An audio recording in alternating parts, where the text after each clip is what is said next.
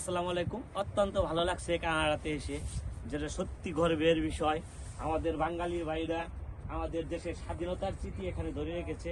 এখানে দেখেন এই যে শহীদ মিনার, আমাদের এখানে শহীদ মিনার, এখানে বিশেষ করে যে কমিউনিটি আছে, বিশেষ বাঙালি কমিউনিটি বেশি।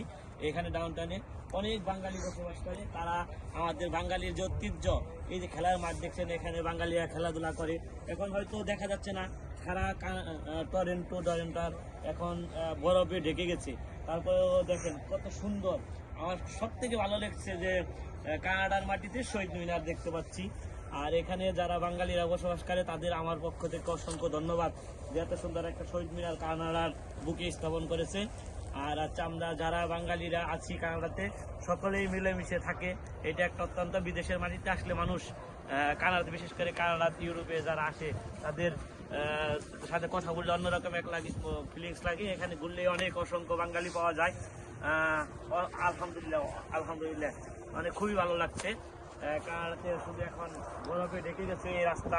এটা কিন্তু একটা রাস্তা, আমি যেখানে দাঁড়িয়ে আছি, কিন্তু এই রাস্তা এখন থেকে মনে হয় সম্ভবত 2-1 মাসের মধ্যে এভাবেই থেকে যাবে কানাডা শহর। যাই হোক, খুব ভালো লেগেছে।